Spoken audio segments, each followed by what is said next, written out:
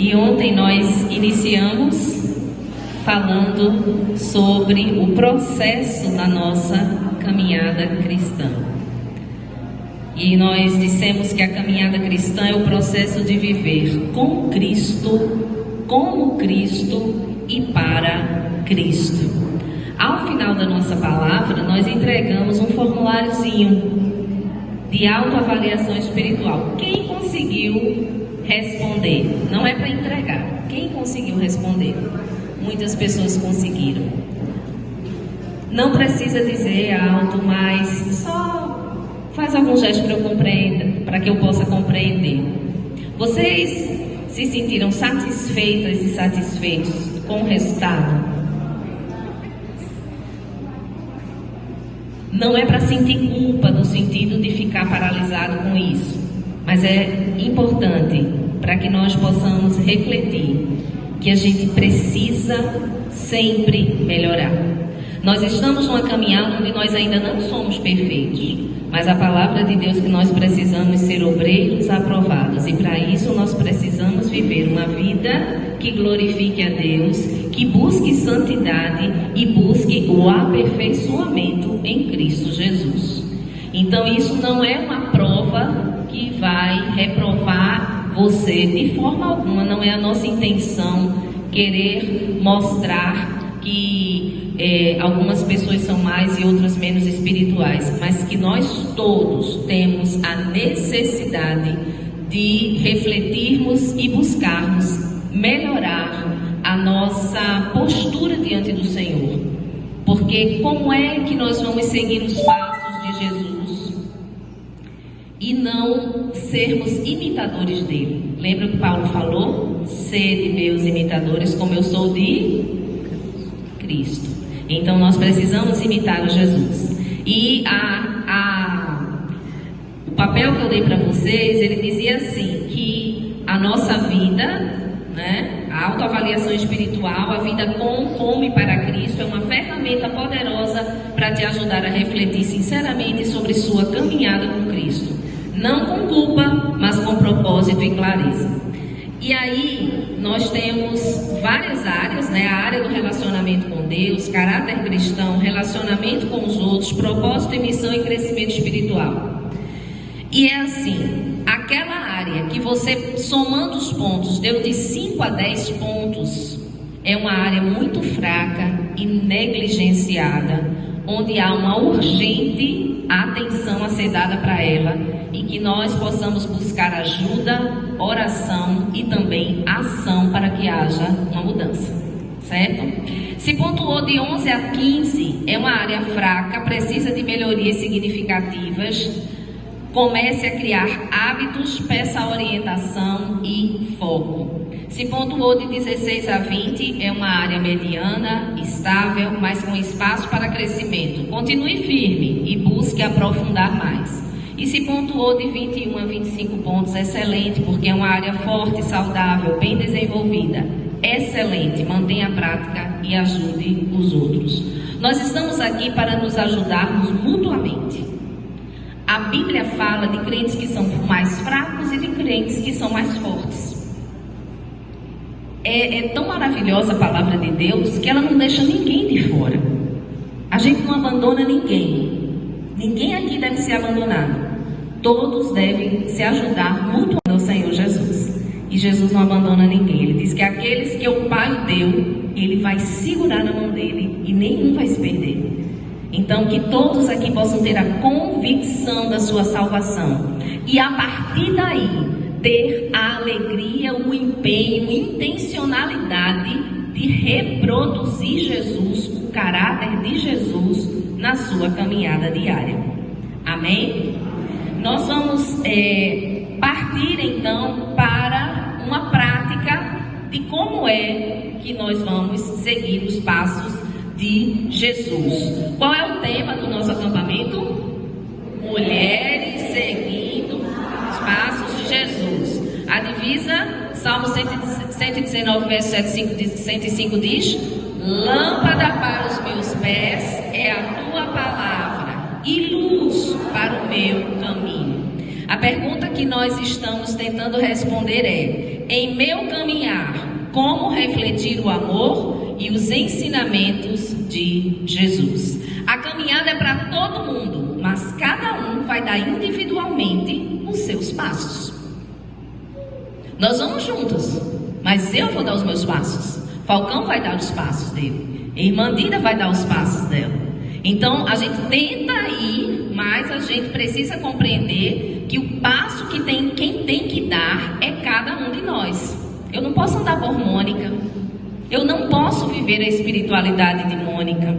Eu não posso fazer as devocionais para Nilma. Eu não posso sequer fazer a vida espiritual do meu marido.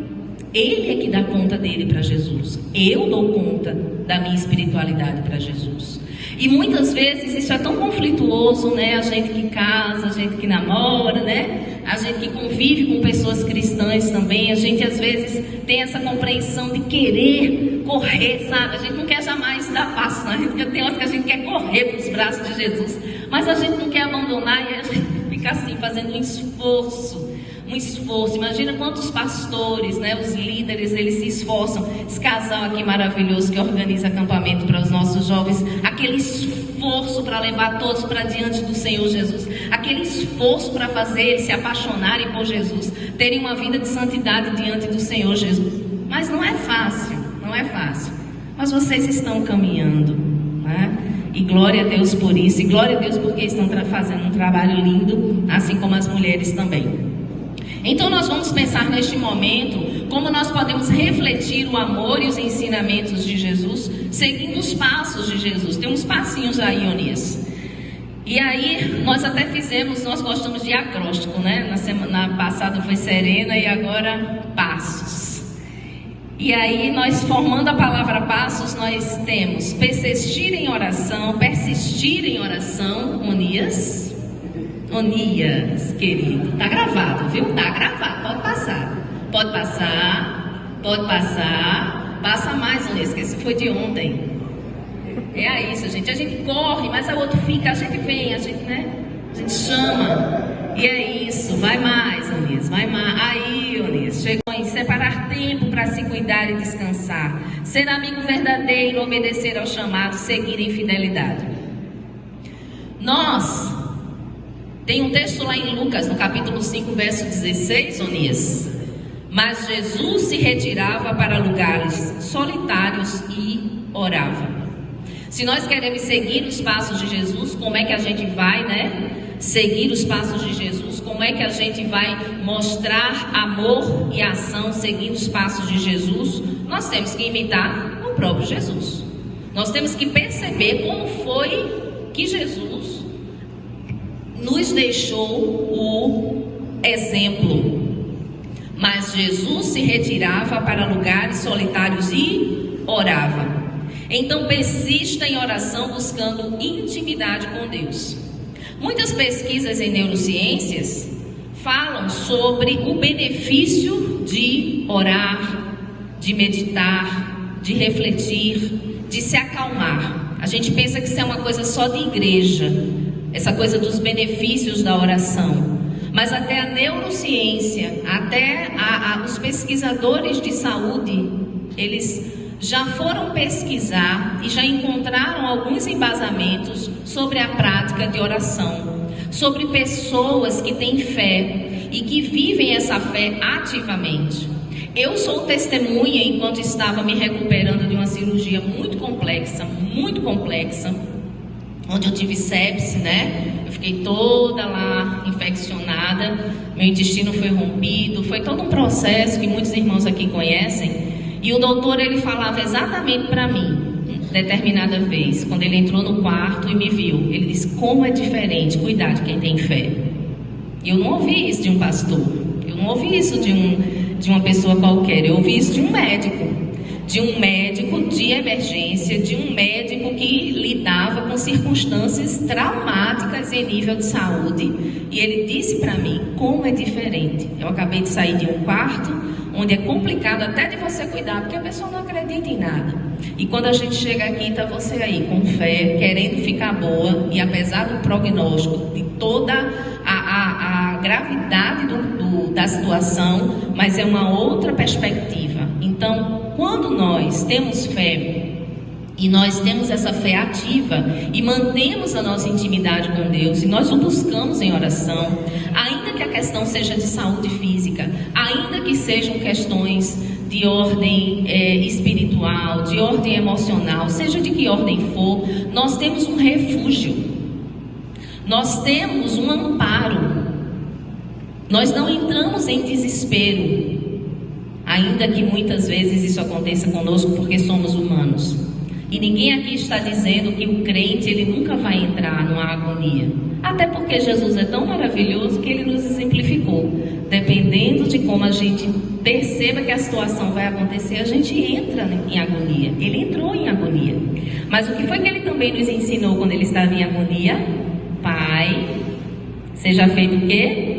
A tua vontade. Consciência de que o Senhor Jesus nos ensinou isso, a gente tem então aquele alívio. Ai, se Jesus passou, ele está me dizendo assim: filha, eu vou estar contigo, eu não vou segurar a tua mão. Filho, é só olhar para o meu exemplo. No final de tudo, eu estou na glória te esperando à direita do Pai. Amém? Então, muitas pesquisas mostram benefícios tanto psicológicos, fisiológicos e sociais em relação à oração. A gente pensa que orar é só orar e acabou, mas não é. Quando a gente ora mesmo naquela busca da intimidade com Deus. Então, psicologicamente, os benefícios são redução de estresse e ansiedade, maior resiliência emocional, diminuição de sintomas depressivos, aumento do bem-estar subjetivo, porque esse bem-estar subjetivo é porque o que costuma gerar sentimentos de gratidão, esperança e conexão. Gente, as coisas, elas não atingem pelo fato em si. O que nos atinge é o que nós pensamos sobre o fato. Pensem isso. Nós não sofremos pela situação em si. Nós sofremos pela forma como nós pensamos sobre aquela situação. Então, por isso que é uma coisa subjetiva. Eu e Falcão estamos diante do mesmo cenário e podemos ter reações completamente diferentes.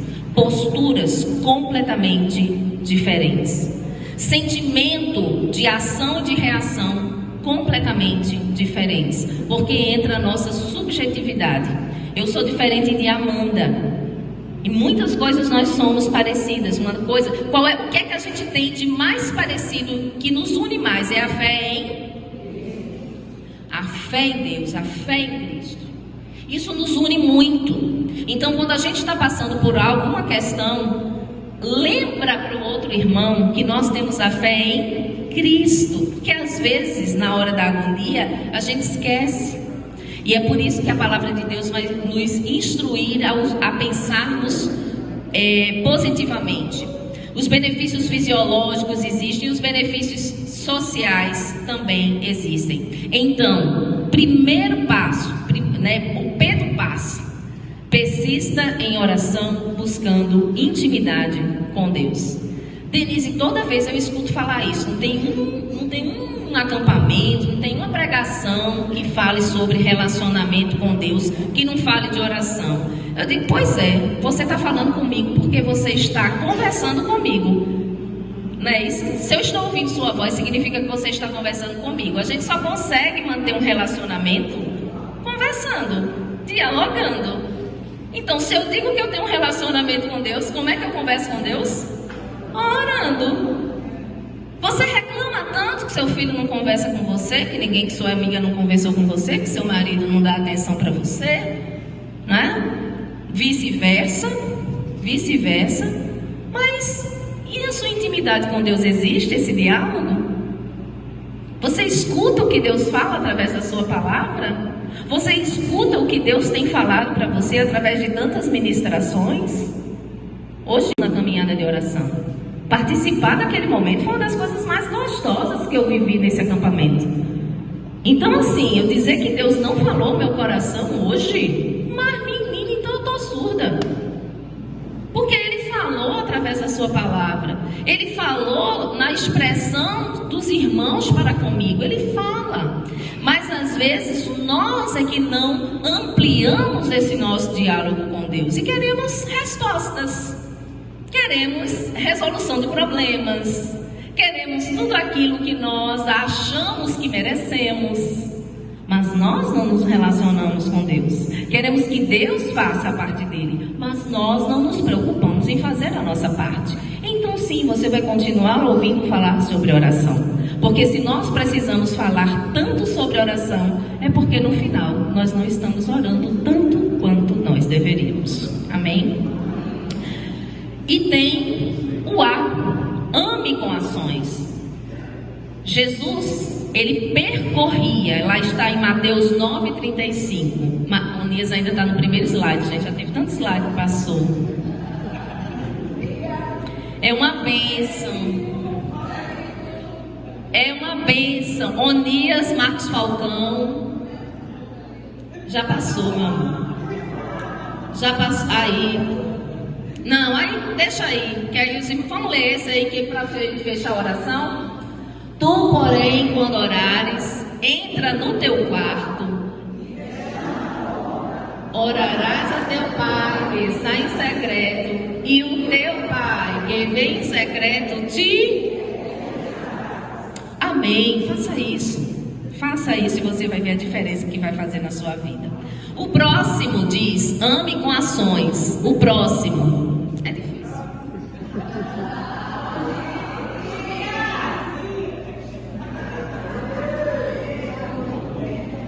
E percorria Jesus todo, vamos ler todos juntos, para acordar, tem gente que está dormindo. E percorria Jesus todas as cidades e povoados, ensinando nas sinagogas, pregando o evangelho do reino e curando toda sorte de doenças e enfermidades.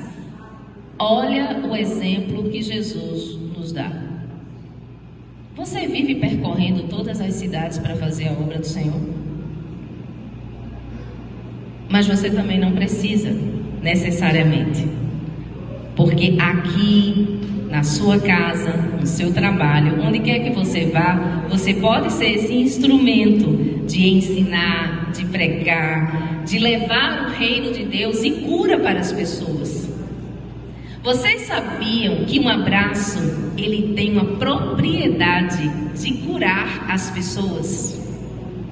Você sabia que tem pessoas que elas não estão com enfermidade, que remédio vai curar, mas que um sorriso, um abraço, uma escuta, uma atenção vai fazer toda a diferença na vida da pessoa? Então digam para mim, vocês podem ou não fazer diferença neste mundo? Cristã. O nosso país deveria ser um exemplo de pessoas bondosas, amorosas, caridosas, empáticas, altruístas. E todos nós que estamos aqui precisamos fazer um compromisso de sermos essas pessoas relevantes na nossa sociedade. Nós precisamos assumir esse compromisso de fazermos a diferença na nossa família. É muito difícil em muitas situações. Eu sei disso. Eu vivo numa família muito complicada. É complexo. Mas nós não vamos desistir, porque Deus não desiste de nós. E nós não vamos desistir das pessoas que amamos. Nós vamos continuar fazendo a nossa parte. Nós vamos amar com ações, assim como Jesus nos ensinou. Cuide do próximo como fez o Senhor Jesus. E amar com ações tem muitos benefícios também. Melhora na saúde mental, fortalecimento dos relacionamentos, causa uma verdadeira transformação social. E é esse desafio que eu trago também nesse momento para essa comunidade reunida aqui, de pessoas inclusive de várias igrejas. Seja relevante na sociedade, seja relevante causando uma verdadeira transformação social. O que Deus te deu como ministério, o que Deus te deu em conhecimento, transforme isso, use isso para a glória de Deus. Nós temos pessoas aqui que são ativas em várias áreas. Nós temos professoras, nós temos pessoas que trabalham no administrativo de empresa, nós temos pessoas que trabalham em repartição pública, privada, nós temos pessoas que trabalham com muitas pessoas, com poucas pessoas, mas que têm contato com muita gente que precisa ouvir falar da maravilha que é servir o Senhor Jesus. E não espere a oportunidade de pregar daquela forma formal. Olha, eu quero te mostrar aqui na palavra de Deus que diz que Deus amou o mundo de tal maneira, que deu seu filho de jeito. Eu sei que às vezes é difícil, principalmente no ambiente de trabalho. Mas no ambiente de trabalho, o seu comportamento, as suas atitudes, a forma como você resolve os problemas do seu trabalho vão refletir o caráter de Jesus. E as pessoas vão ver a diferença que é. E as pessoas vão ficar mais atentas ao Evangelho ou não. Vão ficar felizes com a sua presença ou não. Vai depender de como você vai expressar o seu amor em ações. Porque falar de amor é fácil, cantar sobre amor é muito fácil. O Roberto Carlos faz muito melhor do que nós. Ele encanta as multidões. São tantas emoções, não é, Marcos? Tantas emoções. Cantar sobre amor é fácil. Falar é fácil. Mas difícil é que as pessoas vejam isto traduzido em ações. Então que nós possamos pensar nisso. Amor prático em gestos e cuidados. Amor ao próximo, não só aos conhecidos, porque nós somos muitas vezes, fazemos aquilo que a palavra de Deus diz que não é para fazer. Porque nós não devemos viver o Evangelho fazendo acepção de pessoas. Porque Deus não demonstra amor só para as pessoas que nós gostamos, que nós aprovamos o comportamento delas. Mas nós precisamos amar e demonstrar amor, principalmente também para as pessoas que é como se fossem até nossos inimigos. Porque foi Jesus quem disse isso. Ele disse que nós, se nós tivermos um inimigo, nós temos que orar por ele. Nós temos que fazer o bem para essa pessoa. E às vezes o inimigo, tem até um filme interessante que era Dormindo com o Inimigo, uma coisa assim, que era com Julia Roberts. O inimigo dela era um marido perverso que ela casou. Então às vezes nós casamos com pessoas que são difíceis, né? Algumas pessoas casam com pessoas que são amor, viu, Vanessa? Se prestasse mais atenção, porque seria melhor ainda, mas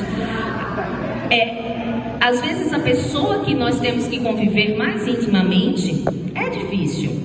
Às vezes, não deveria, mas às vezes nós somos difíceis. Não vou nem pedir para levantar a mão quem se acha um pouco difícil de conviver. Mas pensa direitinho.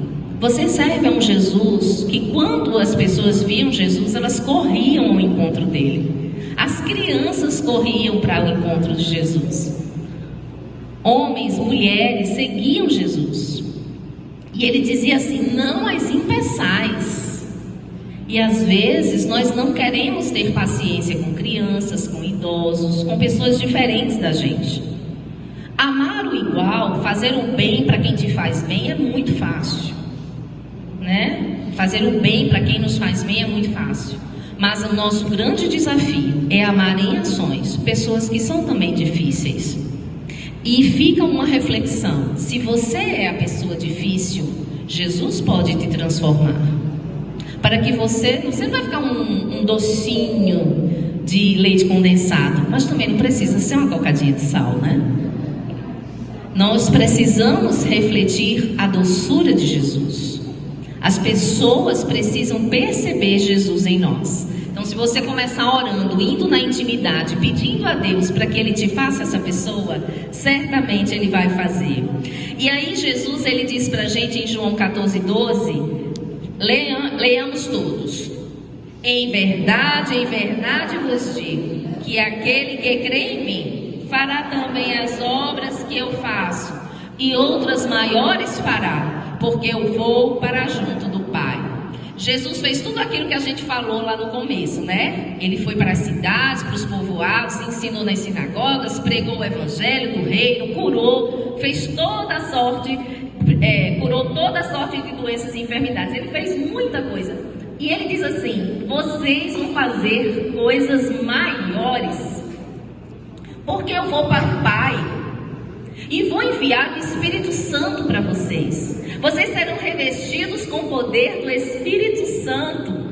Capacidade de fazer muitas coisas. Mas Denise, eu estou sem saúde. Ai, Denise, mas eu sou tão tímida. Ai, Denise, mas eu não sei falar com você. Você não precisa pegar o microfone para falar de Jesus. Você só precisa mostrar o amor de Jesus nas suas ações.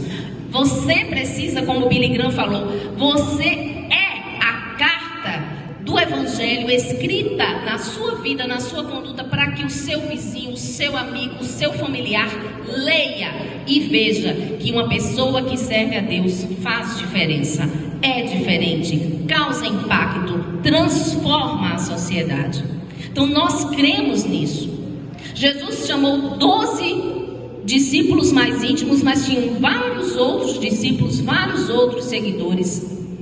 E aquele grupo pequeno, comparado ao nosso, nós temos mais de 100 pessoas. Jesus chamou 12 e tinha, junto com esses 12, tinha os 70 que ele enviou. E esses homens e também aquelas mulheres que seguiam e também mantinham aquele ministério, transformaram o mundo todinho, porque até hoje o evangelho é pregado. Porque foi aquele grupo que foi evangelizando, que foi passando a palavra para outras pessoas, que depois passou a ser perseguido. Assim como Jesus morreu, muitos morreram como mártires do cristianismo, para que este evangelho chegasse até nós. Então coisas maiores nós podemos fazer. Hoje nós temos tecnologia que nos favorece. Você nem precisa ir presencialmente. À distância você consegue pregar o evangelho. À distância você consegue falar com aquele primo, ou aquela prima, ou aquela tia, aquela avó, aquele filho que está esperando uma ligação, seja para pedir perdão, seja para levar uma mensagem de incentivo, seja para de fato dizer, eu só preciso. É uma decisão, não é um sentimento que você vai esperar. Eu preciso estar apaixonado para fazer alguma coisa por alguém. Não espere, é que nem fazer exercício físico. Você tem que escolher, decidir e amar. É uma decisão. Eu decido amar. Eu decido fazer a diferença. E aí vem essa de separar tempo para o autocuidado e descanso. Porque não é porque nós somos cristãos que nós vamos nos negligenciar. Nós precisamos cuidar de nós mesmos. Marcos 6,31 diz: então ele lhes disse: vinde repousar um pouco à parte num lugar deserto.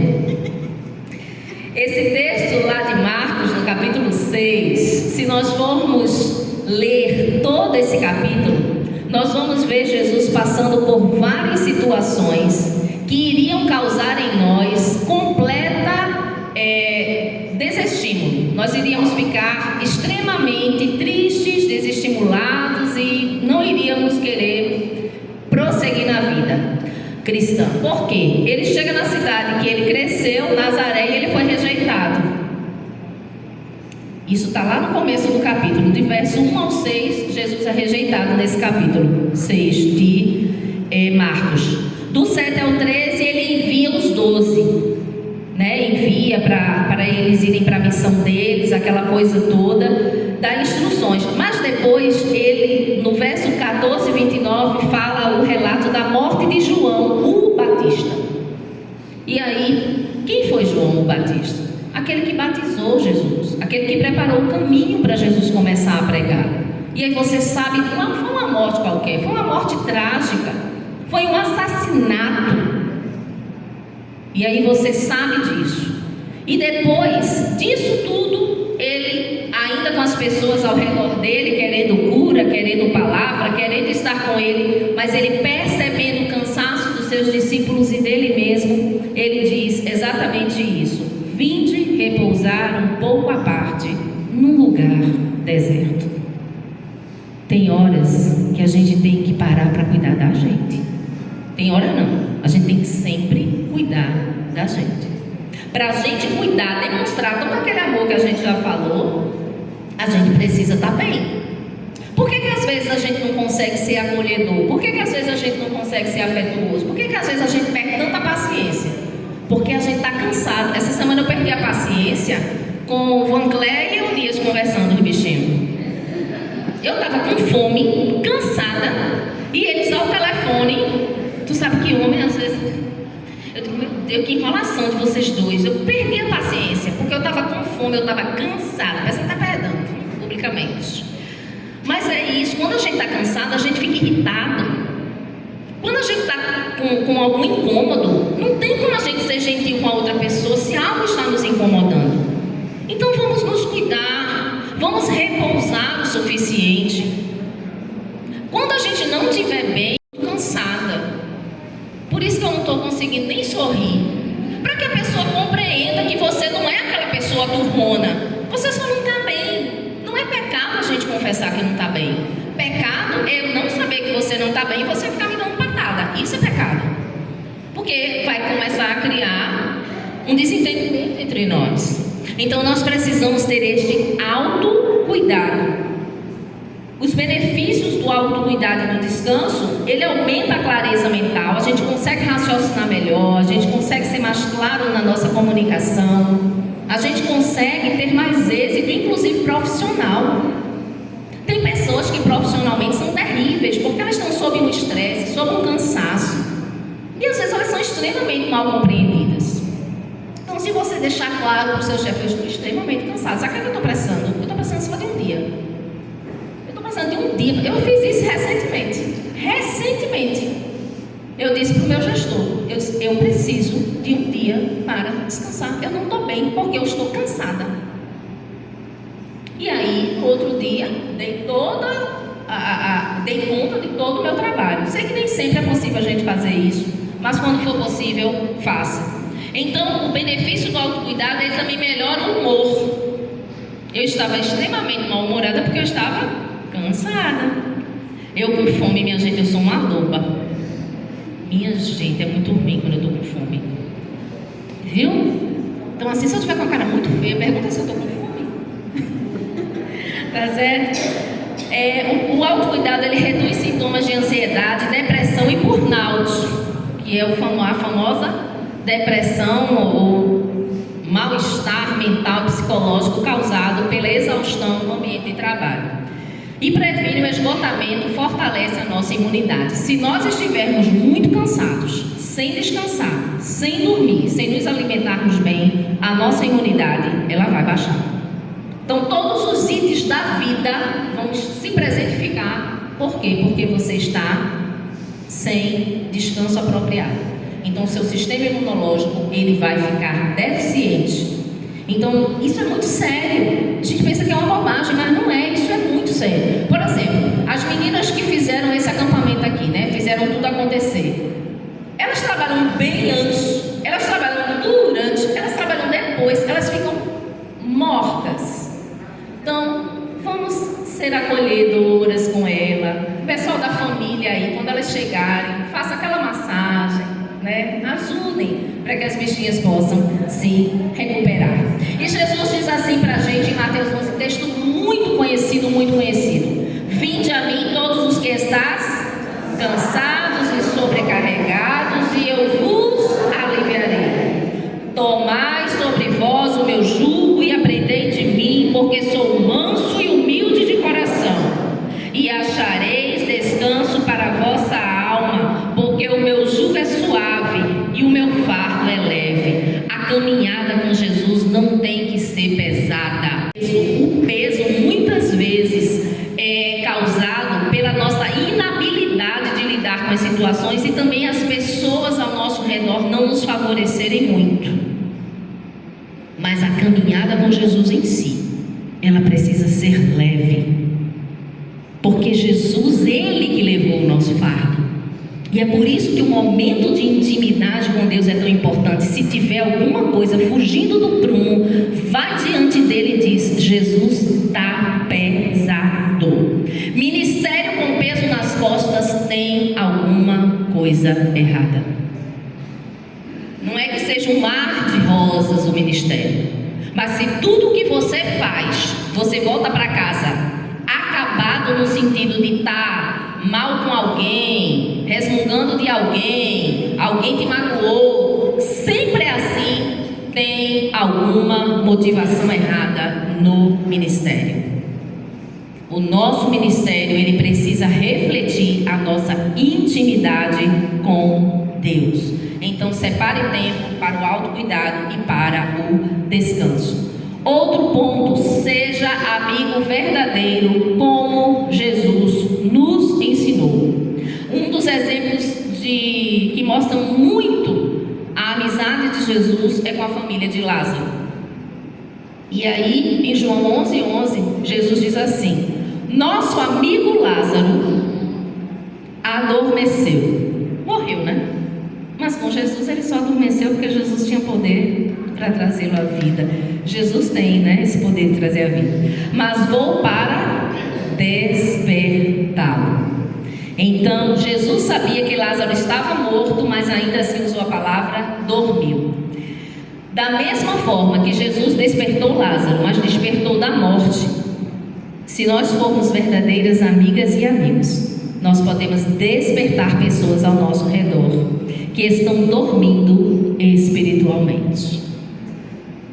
Você pode sim ser esse instrumento nas mãos de Deus para despertar pessoas espiritualmente mortas e trazê-las à vida, e não qualquer vida em abundância. Então, como é que nós vamos despertar esses amigos espiritualmente? Jesus, ele foi até Lázaro. Então nós precisamos, se a pessoa está morta espiritualmente, é ela que vai a você? Ela está morta. Quem tem que ir é você. Quem tem que ir lá para despertar é você. Então tem pessoas na minha família que quem tem que ir despertar sou eu. Nós temos que ir. Jesus foi até lá. Ele não ficou de longe esperando. O amor se move. Nós temos que remover a pedra de alguma forma. Jesus, ele pediu que removessem a pedra. Foi o próprio Lázaro que removeu a pedra? Não, ele estava morto. Então existem algumas formas de nós, a pessoa despertar como um conselho nosso, que vai remover aquela pedra que está impedindo que ele veja novas possibilidades, e várias outras, porque aí a gente não tem tempo de discorrer. Então, antes do milagre, Jesus mandou tirar a pedra. Às vezes é preciso remover obstáculos. Orgulho, feridas do passado são pedras, falsas crenças são pedras, indiferença espiritual é uma pedra que a gente precisa que seja removida para que aquela vida que está morta espiritualmente possa ser alcançada pelo milagre. E aí, depois que Jesus foi, depois que ele pediu para tirar a pedra, ele orou, intercedeu com fé. Então você precisa fazer a mesma coisa por essas pessoas. Ore e interceda com fé. Jesus orou antes de chamar Lázaro. Jesus nos dá o exemplo do que a gente tem que fazer. Tem algo difícil para resolver? Ore antes e vá resolver. Ore antes e dê o comando de que aquilo tudo seja repreendido em nome de Jesus. Ore, faça isso. Então, se você conhece alguém que está espiritualmente morto, dê um pouco da sua vida para ele. Tempo é vida. Tem muita gente precisando só de uma tarde com você, de 1 minuto com você, de 5 minutos com você, e você vai causar um impacto tão grande nessa vida que de repente estava morta espiritualmente, essa pessoa vai ressuscitar para a glória de Deus. João 15:13 diz: ninguém tem maior amor do que este, de dar a alguém a própria vida em favor dos seus amigos. Que possamos ser amigos de verdade, dando um pouco dessa vida que nós temos para eles. E nós temos também: obedeça ao chamado, viva a sua missão com propósito. A palavra de Deus em Lucas 19:10 diz: porque o Filho do Homem veio buscar e salvar o perdido. Jesus, ele sabia qual era o propósito, a missão que ele tinha para cumprir aqui. E nós também precisamos ter convicção, consciência, nós precisamos refletir sobre qual é a nossa missão, qual é o nosso propósito. Nós fomos chamados não apenas, a gente pensa às vezes assim, quem tem que fazer é quem é chamado para ser pastor, quem é chamado para ser missionário, quem é chamado para ser líder. Todo crente tem um chamado. Todo crente tem um chamado. Todos nós fomos chamados para impactar este mundo. Deus nos chama primeiro para estar com Ele em intimidade, mas depois para servi-lo no mundo. Estar com Ele é a intimidade e servi-lo no mundo é a nossa missão. A Bíblia diz que Jesus, ele deixou a glória, ele veio a este mundo, tornou-se servo. E ele diz que quem quer segui-lo, tome, cada dia a sua cruz e siga Ele. Então nós precisamos fazer a missão, cumprir o propósito. E designou 12 para que estivessem com Ele e os enviasse a pregar. O chamado sempre começa com relacionamento, depois se transforma em ação. Jesus não disse assim: Pedro, sai daí, deixa de pescar e vai agora. Não. Ele chamou, Ele preparou e Ele enviou. Então Jesus nos chamou. Vocês já têm sido preparadas, algumas aqui já têm sido preparadas há muitas décadas. Alguns aqui há poucos meses. Talvez alguém está começando a sua caminhada, e eu creio nisso, hoje, tomando a decisão de entregar a sua vida para Jesus. Então a sua caminhada, ela começa hoje. E se você se perdeu no caminho, se reencontre hoje e decida. Deus te chamou, porque você é muito especial para Deus e você é um instrumento, possível demais, instrumento para que outras pessoas sejam alcançadas para a glória de Deus, com a graça de Deus.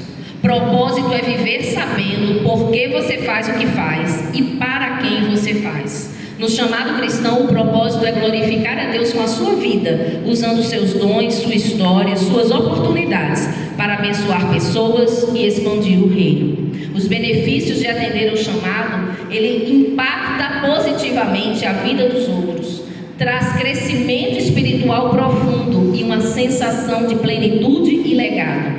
Não é fazer de tudo, mas fazer o que Deus te confiou. Às vezes a gente quer fazer tudo na igreja, tudo, a gente quer fazer de tudo, mas Deus tem chamados específicos para cada um de nós. Com o seu dom, com o seu talento, com o seu jeitinho, Deus tem muita coisa para fazer através de você. Saiba disso. Não necessariamente ser um grande pastor, ou uma grande pastora, ou uma grande cantora, nada disso. Não precisa ser grande, precisa ser dedicado, precisa ser aquela pessoa que de fato permita ser usado pelo Espírito Santo. O benefício de atender ao chamado são todos esses impactos que nós falamos. E em Mateus 28:19 fica muito claro para a igreja do Senhor Jesus. O que é que diz? Ide, portanto, fazer discípulos de todas as nações, batizando-os em nome do Pai, do Filho e do Espírito Santo. Todos nós somos chamados para sermos missionários falando do Senhor Jesus. E para finalizar, siga os ensinamentos de Jesus com fidelidade.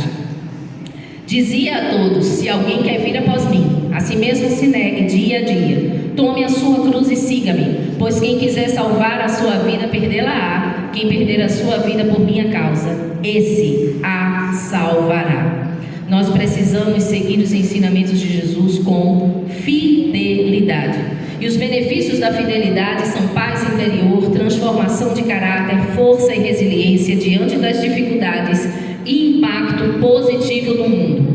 Ser fiel é perseverar, é permanecer firme, sem trair a confiança de Deus, nem negociar os princípios do reino, mesmo quando tudo ao redor convida ao contrário.